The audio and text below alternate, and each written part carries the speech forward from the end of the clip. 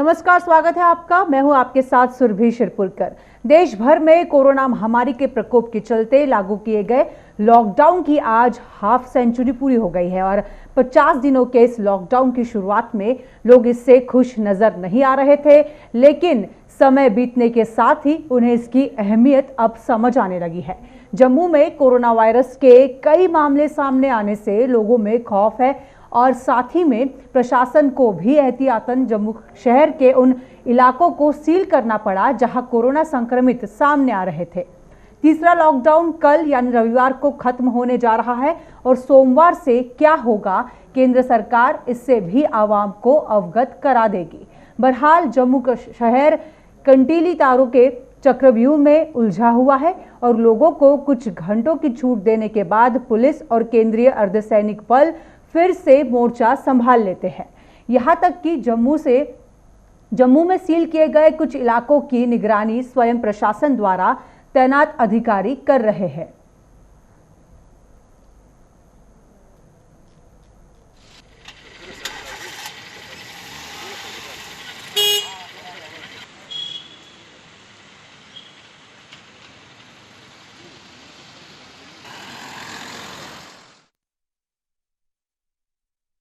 सिंह ने कहा कि इस कोरोना के दौरान सरकार लगातार प्रयास कर रही है कि हर वर्ग को सुविधा मिले और प्रधानमंत्री इसके लिए पूरे प्रयास कर रहे हैं। और क्या कुछ कहा केंद्रीय मंत्री जितेंद्र सिंह ने, वो आपको दिखाते हैं। के आरंभ से ही जैसे कि प्रधानमंत्री ने कहा था आज से 5-6 वर्ष पहले भी कि हमने पूर्वोत्तर को उतना ही ध्यान देना है, उतनी तवज्जो जैसे कि दूसरे हिस्सों में, तो आरंभ में ही सबसे पहले तो एसेंशियल सप्लाईज़ की चिंता की गई, एयर कार्गोज़ की चिंता की गई। 30 मार्च से लेकर के आज भी हमारे पास लगभग 400 टन सप्लाईज़ है, किसी प्रकार की शॉर्टेज नहीं है in spite of the connectivity issues. इसके अतिरिक्त जैसा मैं कहा करता हूँ कि 6 वर्ष में पूर्वोत्तर डेवलपमेंट विकास का एक मॉडल बन करके हिंदुस्तान के सामने उभरा है, उसी प्रकार पिछले 6 हफ्ते में कोरोना मैनेजमेंट का मॉडल बन करके वो उभरा है। जिस प्रकार से वहाँ पर सोशल डिस्टेंसिंग इत्यादि का पालन समाज में हुआ और बड़े ही अनुशासित ढंग से, तो इसलिए समाज भी बधाई का पात्र है। इसके अतिरिक्त मोदी सरकार की ओर से शुरू में ही ये निर्णय किया गया कि अर्ली बॉर्डर सीलिंग, क्योंकि हमारा पूर्वी सीमा काफ़ी लंबी है, बांग्लादेश, भूटान, म्यांमार, नेपाल तक, वो भी काफ़ी प्रभावी रहा। आज स्थिति ये है कि हमारी कम से कम 5 प्रदेश ऐसे हैं 8 में से जो बिल्कुल कोरोना फ्री रहे। सिक्किम जैसे प्रदेश ऐसे हैं कि जिनमें कभी भी कोई कोरोना पॉजिटिव केस आया ही नहीं, और इसके यही कारण जैसे कि केंद्र की ओर से नियमित रूप से मॉनिटरिंग हुआ, दूसरा प्रदेशों के साथ हमारा कोऑर्डिनेशन रहा, तीसरा समाज की ओर से सहयोग रहा। जैसे आपने देखा लगभग प्रतिदिन प्रशासन के साथ हमारा संपर्क रहता है, मुख्यमंत्रियों के कार्यालयों के साथ, आज उसी श्रृंखला में चीफ सेक्रेटरीज के साथ चर्चा हो रही थी। इसके अतिरिक्त हमने एक ग्रुप स्थापित किया है, एक कंट्रोल रूम स्थापित किया है जो 24 घंटे सक्रिय है। नॉर्थ ईस्टर्न काउंसिल का हमारा हेडक्वार्टर है शिलांग में, वो भी कंट्रोल रूम के रूप में पिछले 6-8 हफ्ते से काम कर रहा है। और मुझे विश्वास है कि आने वाले समय में जैसे जैसे मूवमेंट शुरू हुई है, बाहर से लोग आने शुरू हुए हैं, उनको भी बड़े नियमित ढंग से वापस अपने घरों में पहुंचाने की व्यवस्था की जा रही है और प्रधानमंत्री के द्वारा दिए गए आर्थिक पैकेज को उसके लाभार्थियों तक पहुंचाने का भी आने वाले समय में योजना बनाने का काम। वहीं प्रशासन की ओर से देश के विभिन्न राज्यों में फंसे हुए प्रवासी मजदूरों को घर वापसी की कवायद अब तेज कर दी गई है। इसी कड़ी में आज से प्रशासन की ओर से प्रवासी मजदूरों का पंजीकरण भी शुरू कर दिया गया है और प्रशासनिक अधिकारियों का कहना था कि विभाग की ओर से देश के विभिन्न राज्यों में रहने वाले श्रमिकों को घर वापस लाने के लिए युद्ध स्तर पर कार्य किया जा रहा है। जिसकी ज्यादा जानकारी दे रहे हैं हमारे संवाददाता सुमित शर्मा, वो आप देखिए। प्रवासी मजदूरों की घर वापसी के लिए जिला प्रशासन उधमपुर व सरकार ने प्रयासों को तेज कर दिया है। इस समय हम उधमपुर के असिस्टेंट लेबर कमीशन ऑफिस में मौजूद हैं और मैं ये तस्वीरें आपको दिखाना चाहूँगा। ये तस्वीरें अपने आप में खास हैं और विशेष हैं। विशेष इसलिए हैं कि ये वही प्रवासी मजदूर हैं जो लॉकडाउन के चलते उधमपुर ज़िले में फंस गए थे और कहीं ना कहीं कार्य ना होने की वजह से इन्हें परिस्थितियों का दुखद परिस्थितियों का सामना यहाँ पे करना पड़ रहा था।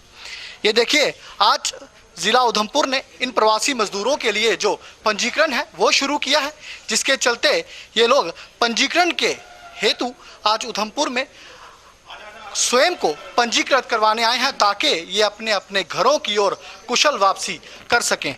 आइए अब आपको अंदर ले चलेंगे असिस्टेंट के लेबर कमिश्नर ऑफिस में और आपको दिखाना चाहेंगे किस तरह से ये पूरी प्रक्रिया जो है वो चलती है, किस तरह से इन प्रवासी मजदूरों का यहाँ पे जो हिस्ट्री है, डिटेलिंग है वो की जा रही है। ये जो आप सब अपने सामने देख रहे हैं तस्वीरों में, ये यहाँ पे पूरी प्रक्रिया है जिसके अंतर्गत इन प्रवासी मजदूरों का यहाँ पे पंजीकरण चल रहा है, जिस पंजीकरण के चलते इन्हें अपने अपने ज़िलों में यहाँ से भेजा जाएगा। पूरी डिटेल वेरिफिकेशन यहाँ पे की जाती है, ज़िलों का नाम यहाँ पे लिखा जाता है ताकि जिस तरह से भारतीय रेल श्रमिक एक्सप्रेस अपने अपने जो प्रवासी मजदूर हैं या श्रमिक हैं या छात्र हैं उन्हें अपने अपने ज़िलों में लेके जा रही है, उसी के अंतर्गत इन लोगों को भी अपने अपने ज़िलों में पहुँचाया जा सके। वो देखिए, सबसे अहम बात सामाजिक दूरी का यहाँ पे विशेष स्तर पे ख्याल रखा गया है, मास्क का यहाँ पे पूर्णता से ध्यान रखा गया है।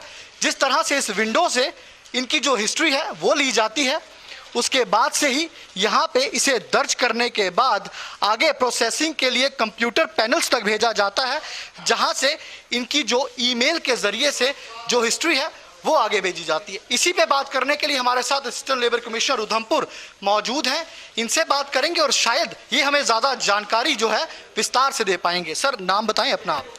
Doctor Ranjit Singh, assistant labour commissioner Udhampur. Sir, पंजीकरण शुरू हो चुका है, प्रवासियों की घर वापसी करवाई जा रही है, तो किस तरह से आप कहना चाहेंगे, क्या जानकारी इसके ऊपर देना चाहेंगे? मैं आपको ये बताना चाहूँगा कि जो हमने लेबर हेल्प डेस्क लाइन जो यहाँ बनाई हुई है, तो हमारे पास काफ़ी कॉल्स आ रही हैं। हमारे यहाँ जो भी डेजिग्नेटेड ऑफिशियल्स हैं, जो हमारे लेबर सेल्स में हमारे जितने भी लोग काम कर रहे हैं, ये काफ़ी इनका जो डाटा है हमारे स्टेट वाइज किस स्टेट में कौन से डिस्ट्रिक्ट हैं, हमारे पास ये डाटा कलेक्ट कर रहे हैं। और हम यहाँ जो भी SOP हैं, जिस तरह से सोशल डिस्टेंसिंग है, मास्क, सैनिटाइज़र्स का बिल्कुल उनका ध्यान रखा जा रहा है, सोशल डिस्टेंसिंग का।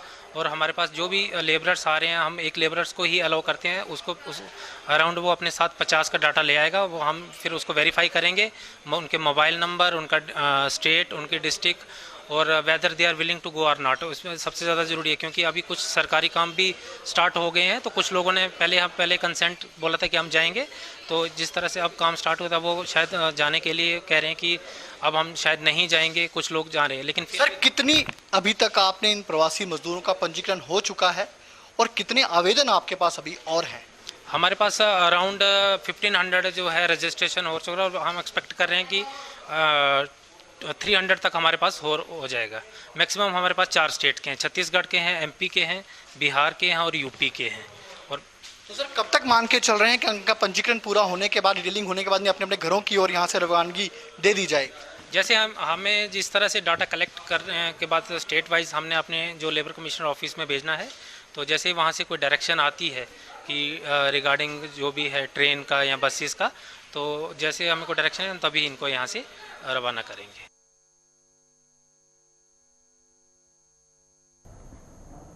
वहीं लॉकडाउन के तीसरे चरण में सरकार द्वारा कई रियायतें दी गई है ताकि आम जनता को कुछ राहत मिल सके। इसी कड़ी में जिला प्रशासन पूंछ द्वारा कमसर से बनवत ढोकरी सड़क पर मरम्मत का काम शुरू करने की अनुमति मिलने से स्थानीय मजदूरों के चेहरे पर अब खुशी की लहर दिख रही है। इस सड़क पर काम कर रहे मजदूरों के मुताबिक वो पिछले 1.5 महीने से लॉकडाउन के चलते घरों में बंद थे, जिससे उनकी माली हालत भी अब खराब हो गई थी। अब इस सड़क पर दोबारा काम शुरू होने से उनकी रोजी रोटी फिर से शुरू हो गई है।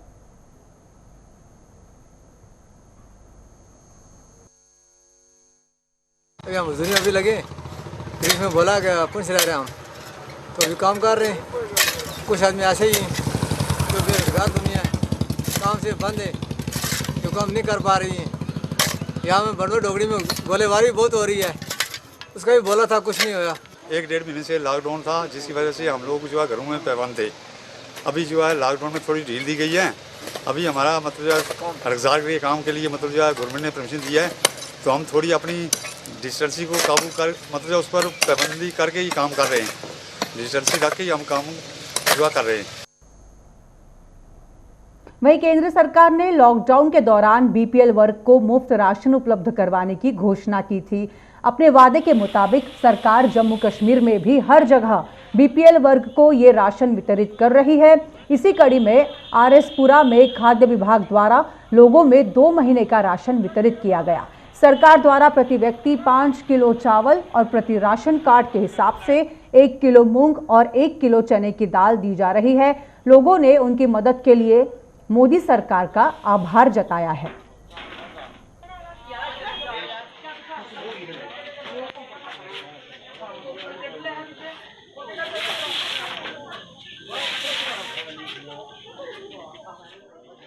पीएम योजना जो कि रिलीफ है, फ्री लोगों को चावल दिया करने और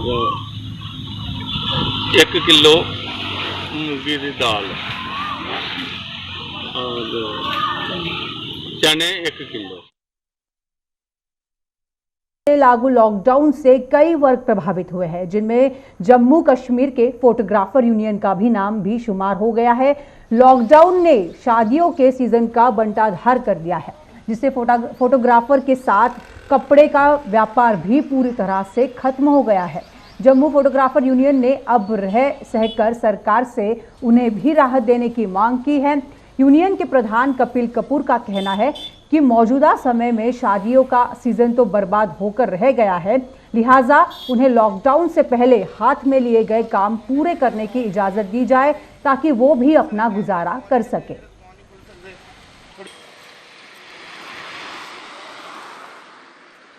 आगे जो भी वेडिंग का काम था वो सभी ख़त्म हो गया।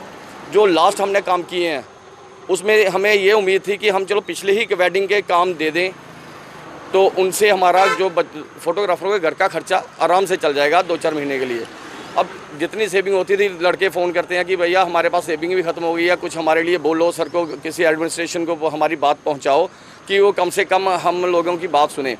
हम चाहते हैं कि फ़ोटोग्राफरों के साथ साथ जम्मू में जो 4-5 लैबें हैं उन्हें भी खोला जाए ताकि हम, क्योंकि पासपोर्ट का काम कितना निकलेगा, स्कूल बंद है, हमारा वेडिंग का एल्बम्स निकलेंगी वो निकलेंगी प्रिंटिंग लैब से। तो हम रिक्वेस्ट करेंगे कि हमारी जो एडमिनिस्ट्रेशन मैडम, डीसी मैडम है, डिप्कम सर है, ये हम पर रिक्वेस्ट करेंगे उनसे कि हम फोटोग्राफरों की आवाज़ को सुने और हमें भी रोटेशन वाइज कोई अल्टरनेट डे दे। में लॉकडाउन से बच्चों की शिक्षा प्रभावित न हो, इसके लिए सरकार ने सभी स्कूलों को ऑनलाइन शिक्षा देने के निर्देश दिए हैं। इसी कड़ी में अन्य स्कूलों की तरह केंद्रीय विद्यालय भी अपने छात्रों को ऑनलाइन शिक्षा दे रहा है, लेकिन छात्रों की शिकायत है कि 2G इंटरनेट सेवा से उन्हें कई परेशानियों का सामना करना पड़ रहा है। इतनी कम स्पीड के चलते वो अपनी पढ़ाई ठीक से नहीं कर पा रहे हैं।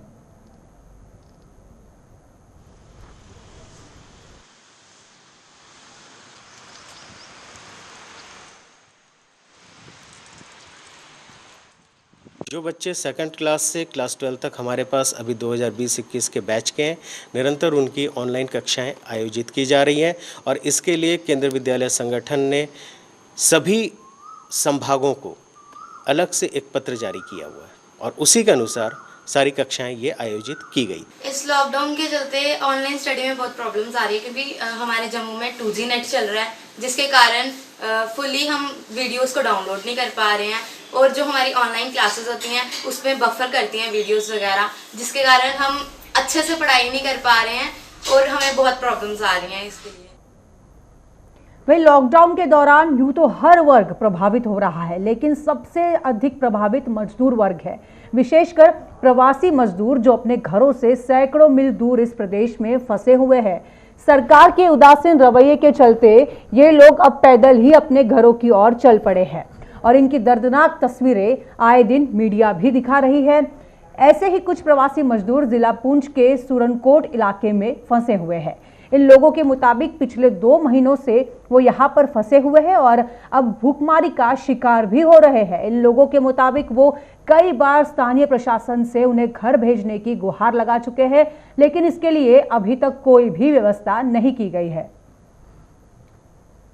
मैं जिला लखीमपुर खीरी यूपी से रहने वाला हूँ। इधर सुरमकोट में मुझे लगभग जब से लॉकडाउन है तब से फंसे पड़े हैं। ना मुझे खाने के लिए कोई मिलता है सामान, ना मुझे पीने के लिए मिलता है, ना कोई सिस्टम है, ना घर जाने के लिए कोई सुनवाई होती है। तहसील में आते हैं तो यहाँ से बस कार्रवाई करके चले जाते हैं, कुछ नहीं होता। उसके बाद सीधा वापस फिर आते हैं, फिर कोई कार्रवाई नहीं होती है। सर मुझे किसी तरह यूपी भेज दिया जाए।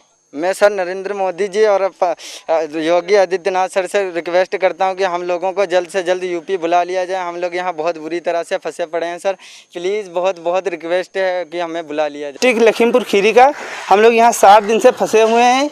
सारे बंदे मतलब कोई ना काम कर रहा है ना कुछ कर रहा है, ना हम लोग 3-4 बार तहसील भी आए हैं लेकिन वहाँ कोई हम लोगों की सुनवाई नहीं हो रही है। तो हमारी रिक्वेस्ट यही है बस हम लोगों को यूपी भेज दिया जाए बस। मैं यहाँ 60 दिनों से फंसा हुआ हूँ और सुरमकोट की तहसील में 3-4 बार मैंने रजिस्ट्री कराई है लेकिन मेरा घर जाने का कोई प्लान नहीं बना है सर। मैं बहुत भुखमरी पे आ गया हूँ सर, हम लोगों को घर प्लीज़ भिजवा दीजिए। मेरा यही मुख्यमंत्री योगी आदित्यनाथ जी से निवेदन है कि हमको बहुत जल्द से जल्द यूपी बुला लिया जाए, नहीं तो हम क्या करें। हमारे बीवी बच्चे बहुत परेशान हाल में फंसे हुए हैं, वो भुखमरी से मर रहे हैं सर, मैं क्या करूँ। वहीं जिला पुंछ की तहसील हवेली के गांव मदना नबाना के लोग जल शक्ति विभाग की लापरवाही से परेशान हैं।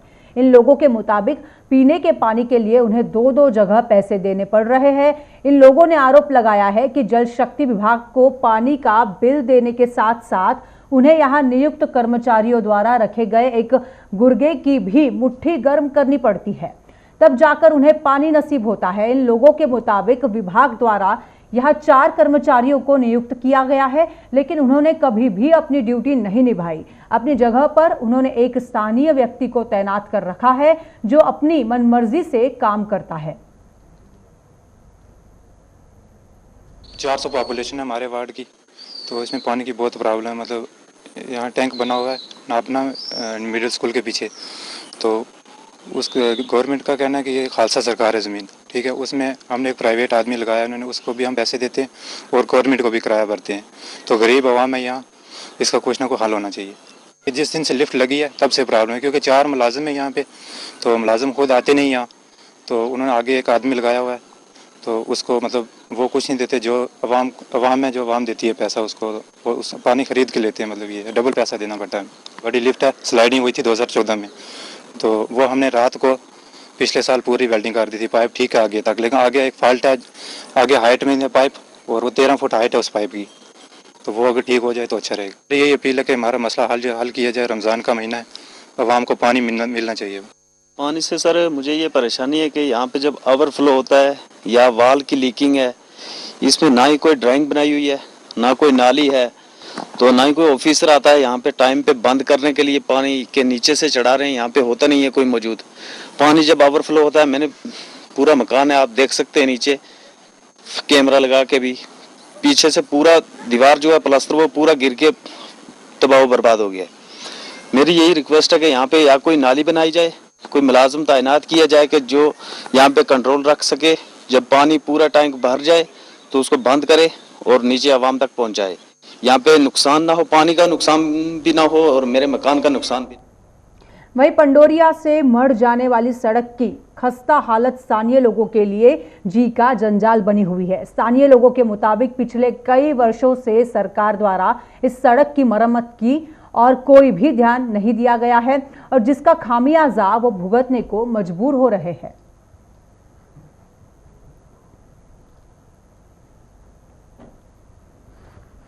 होंदे ना ते और रोज दे गै धूड़ 3 साल होई गया अहें इत्थे रौंदे। साढ़े अगर बारिश होए तां भी अहें मुश्किल, ते अगर सुक्का होवे तां ही मुश्किल। धूड़ साढ़े तो आपूं आनियै खुद कोई दिक्खियै आनियै कि इन्नी धूड़ जम्मी दी होंदी साढ़े आंगन बिच, कोई स्हाब नहीं है। ते अगर बारिश होए ते अस तां भी पैदल चली सकदे ऐ कि इन्ना चिक्कड़ होंदा, कोई स्हाब नहीं। साढ़े बच्चे गी बड़ी परेशानी है, असें बड़ी परेशानी है।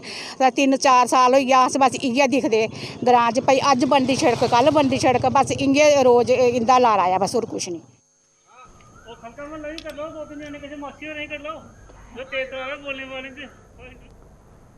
चलिए एक बड़ी खबर आप तक पहुंचा दे। जम्मू कश्मीर में फिर बड़े कोरोना के मामले। जम्मू कश्मीर से ये बड़ी खबर आप तक पहुंचा रहे हैं। जम्मू कश्मीर के रामबन में 3 नए मामले सामने आए हैं। रामबन से ये बड़ी खबर, अभी 3 नए मामलों की नहीं की गई आधिकारिक पुष्टि, लेकिन ये 3 नए मामले आने की संभावना है। अभी 3 नए मामलों की आधिकारिक जो पुष्टि है वो नहीं की गई है। रामबन से ये बड़ी खबर, जहां पर अब कोरोना के मामले बढ़ते हुए साफ तौर पर नजर आ रहे हैं। जिस तरह से जम्मू कश्मीर में भी लगातार संक्रमण बढ़ता हुआ साफ तौर पर दिख रहा है, वही अब रामबन से भी ये एक बड़ी खबर, जहां पर 3 नए मामलों की आधिकारिक पुष्टि नहीं की गई है।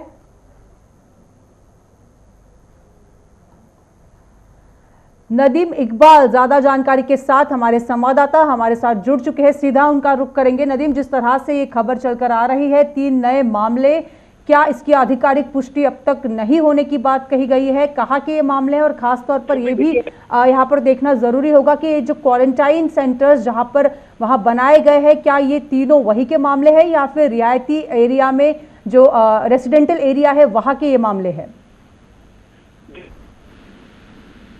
की बात काम जो फिगर है वो बढ़ता है कि पहले रामबन से 1 केस आया, उसके बाद 3 केस आए। कल की डेट में अगर हम जो मीडिया बुलेटिन जारी हुआ उसमें रामबन के 2 केस थे। ऑफिशियल कंफर्मेशन रात को 10 केसेस की हुई, लेकिन जो बाकी के 3 केस थे जो आज की डेट में सामने है, ऑफिशियल कंफर्मेशन हालांकि ट्विटर पे जहां हम इंतजार कर रहे थे कि deputy commissioner Ramban official confirmation Twitter के जरिए से करेंगे, लेकिन नहीं किया। लेकिन एक बाइट में एक जो ऑफिशियल बाइट है उसमें उन्होंने जरूर इस चीज का जिक्र किया है कि रामबन के अंदर अगर टोटल केसेस की बात करें तो 17 केसेस हैं, जिसमें से 1 रिकवर और अभी तक 16 जो है एक्टिव केसेस है। इसके साथ साथ शुरू में एक और चीज ऐड करता चलूं, क्योंकि जैसे हम देखें बाहर से जो जम्मू कश्मीर के बाहर लोग हैं, जम्मू कश्मीर के चाहे वो लेबरर्स हो या स्टूडेंट्स हो, उनका लाने का सिलसिला भी जारी है। उन्हें अगरचे एडमिनिस्ट्रेटिव क्वारंटीन में रखा जाता है, लेकिन कल की डेट में जो 2 केस आए हैं बानिहाल गुंड टिठार से, क्योंकि वो कुछ अपने रिश्तेदारों के घर आए हुए थे। हालांकि कुछ टाइम वो अपने फैमिली में रहे, अपने रिश्तेदारों में रहे, उसके बाद उन्हें भी क्वारंटाइन किया गया है। लेकिन अभी डिस्ट्रिक्ट मजिस्ट्रेट रामबन की तरफ से गुंड टिठार जो बानिहाल का इलाका है उससे रेड जोन डिक्लेयर किया और उसके जो एडजॉइनिंग एरियाज है उन्हें बफर जोन डिक्लेयर किया हुआ है। इस दौरान जो रेड जोन में है उनमें किसी भी चाहे इंडिविजुअल की बात करें या फिर व्हीकल मूवमेंट की बात करें, किसी को भी वहां पे अलाउ नहीं किया जाएगा। फिलहाल रामबन में जो कोविड-19 पॉजिटिव केस का फिगर है वो 17 को पहुंचा है, जिसमें से 16 केस। बिल्कुल नदीम, जिस तरह से हम देख रहे हैं लगातार संक्रमण भी जम्मू कश्मीर में बढ़ता हुआ साफ तौर पर दिख रहा है और लॉकडाउन की स्थिति है, कई सारे एरियाज को रेड जोन भी घोषित कर दिया गया है। ऐसे समय जब संक्रमण बढ़ता है, क्या कुछ और खास इंतजाम या खास एहतियात बरते जा रहे हैं सरकार की तरफ से? जी बिल्कुल सुरभि, देखिए जिस तरह से हम रामबन की बात करें, क्योंकि रामबन में पहले कोविड-19 के पॉजिटिव केसेस नहीं थे। यहाँ से जरूर 1 केस आइडेंटिफाई हुआ था, लेकिन उसके बाद वो भी रिकवर हुआ। एडमिनिस्ट्रेशन की तरफ से जो एसेंशियल कमोडिटीज की दुकानें हैं उन्हें खुलने की इजाजत थी और लोगों को बाजार आने जाने की इजाजत थी। नॉन एसेंशियल कमोडिटीज की जो दुकानें हैं उन्हें भी सैटरडे और संडे को 3 से 6 बजे तक खुलने की इजाजत दी गई थी। लेकिन जब से हमने देखा कि आज 3 दिन हो गए कंटिन्यूसली रामबन से पॉजिटिव केसेस कोविड-19 के आ रहे हैं, इसको देखते हुए एडमिनिस्ट्रेशन ने सख्ती से दोबारा से जो रेस्ट्रिक्शंस है आयद कर दी गई हैं। जिस तरह से हम बात करें एसेंशियल कमोडिटीज या नॉन एसेंशियल कमोडिटीज, सभी तरह की दुकानों को बंद कर दिया गया। अभी की डेट में रामबन कंप्लीटली लॉकडाउन है। रामबन के कुछ एरियाज जहां कुछ जो पॉजिटिव केसेस आए हैं उनकी मूवमेंट हुई है या फिर उनके कांटेक्ट में जो भी लोग होंगे उन्हें भी ट्रेस किया जाए। लेकिन फिलहाल रामबन के अंदर रेस्ट्रिक्शंस बढ़ा दी गई है और कुछ एरियाज को जैसे गुंड टिठार की हम बात करें उसको रेड जोन डिक्लेयर किया है, उसके जो एडजॉइनिंग एरियाज है बफर जोन डिक्लेयर किया हुआ है। जी शुक्रिया नदीम इकबाल आपका तमाम जानकारी के लिए। तो रामबन से एक खबर आप तक पहुंचा रहे थे हमारे संवाददाता नदीम।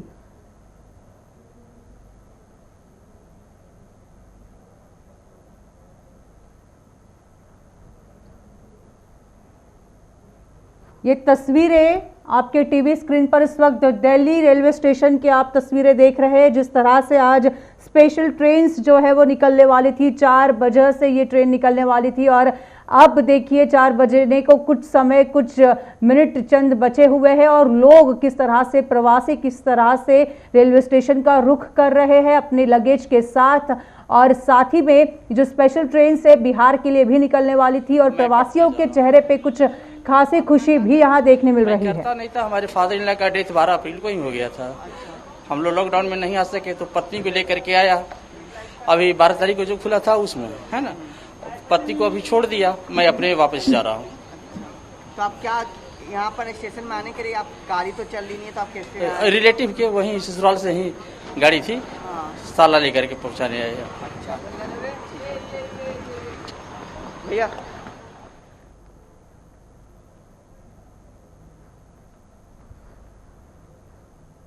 आप कहाँ जा रहे हैं? मैं कानपुर जा रहा हूँ सर। कानपुर जा रहे हैं। आप यहाँ पे स्टेशन से आने में आप क्या से आए? सर कैब बुक करके आए हैं अपनी, और सोशल डिस्टेंसिंग पर 2 कैब बुक करके आए हैं। 4 लोग थे, अलग अलग 2 कैब। कैब आपने कहाँ से बुक किया? ऑनलाइन तो बुक नहीं सर, मैंने अपने घर पड़ोस में काम करते उनसे बुक कराया है। अच्छा, उनसे जो काम करते हैं उनसे? हाँ जी। आप कहाँ रहते हैं दिल्ली में? कहाँ रहते हैं? जी मैं उत्तम नगर रहता हूँ। उत्तम नगर। आप क्या करते हैं? सर मेरी अपनी शॉप है। अपनी शॉप है। तो आप अभी घर क्यों जा रहे हैं कानपुर? शॉप ये किसी को देखने आए हुए थे हम, अपनी सिस्टर को, इनकी सिस्टर को। तो वो बीमार चल रही थी इसलिए आए थे, तब से लॉकडाउन हो गया, फिर यहाँ फंसे रह गए 2 महीने।